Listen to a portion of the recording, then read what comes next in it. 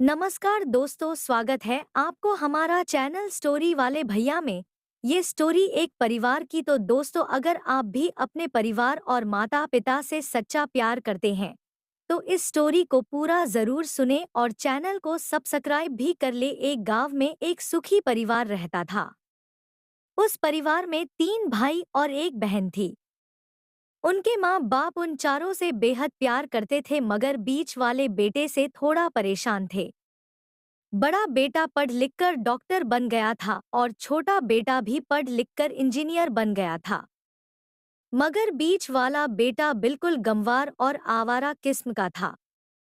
कुछ समय बाद उनके दोनों बेटे डॉक्टर और इंजीनियर ने शादी कर ली और महीनों के बाद ही इनकी बेटी का भी एक अच्छे घराने में विवाह हो गया। मगर बीच वाला बेटा अभी भी कुंवारा ही था।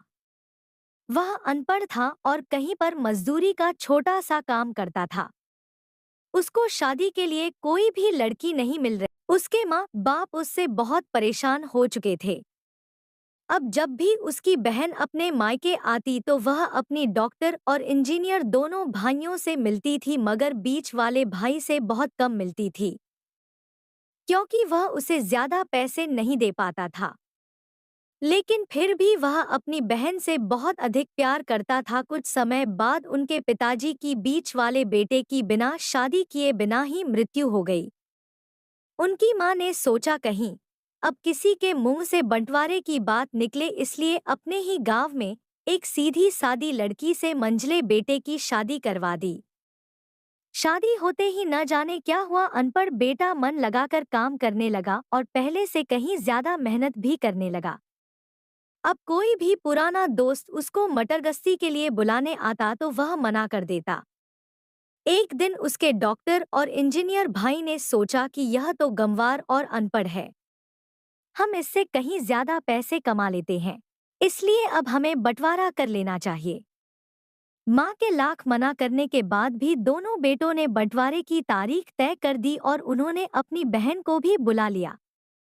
तभी उनका गंवार भाई कहता है कि तुम लोग बंटवारा कर लो, मुझे जो बचे वो दे देना या ना देना, मैं शाम को आकर अंगूठा लगा दूंगा। तभी उसकी बहन कहती है, अरे बेवकूफ, तू तो हमेशा बेवकूफ ही रहेगा। जमीन का हिस्सा तो आमने सामने बैठकर होता है। और उसकी माँ भी उसे काम पर जाने से रोकती है। उसी वक्त वकील भी वहां आ जाता है और कहता है कि आपका सारा हिस्सा मिलाकर 10 बीघा जमीन और एक मकान है। अब यह बताओ किसको कितना हिस्सा देना है, मैं उसी हिसाब से कागज बनवा दूंगा। तब गवार भाई कहता है, वकील साहब, 5 से 5 बीघा जमीन हमारे दोनों भाइयों के नाम लिख दो और यह हमारा घर है, मेरी प्यारी बहन के नाम कर दो। तब दोनों भाई पूछते हैं कि तू अपने हिस्से में क्या लेगा। गंवार भाई कहता है कि मेरे हिस्से में मेरी प्यारी माँ है। वह अपनी पत्नी की तरफ मुस्कुराते हुए कहता है, क्यों, क्या मैंने गलत कहा? उस गंवार और अनपढ़ की पत्नी अपनी सास से लिपट कर कहती है, माँ से बड़ी वसीयत क्या होगी मेरे लिए। उसी वक्त उसका गंवार पति भी अपनी माँ से लिपट जाता है।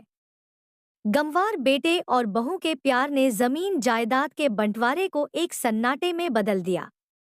तभी बहन अपने गंवार भाई के गले लगकर लिपट कर रोते हुए कहती है कि माफ कर दो भैया, मैं आपको सम्मान नहीं दे सकी। तभी उसका भाई कहता है, मेरी प्यारी बहन, इस घर में जितना अधिकार हमारा है उतना ही तुम्हारा भी है, और रही बात बंटवारे की, तो बंटवारा नहीं करने से जीवन खत्म तो नहीं हो जाएगा। क्यों करते हैं हम बंटवारा? क्या हम एक साथ मिलकर नहीं रह सकते, जैसे हम बचपन में मिलकर खेलते रहते थे? एक साथ मिलकर रहने को ही तो कहते हैं। एक अच्छा परिवार और उसके परिवार को संभालती है एक माँ। तभी उसके दोनों भाई भी बहुत शर्मिंदा होते हैं और वह बंटवारे के सभी कागज फाड़ कर फेंक देते हैं, और उस दिन के बाद से उनका पूरा परिवार खुशी खुशी एक साथ रहने लगा।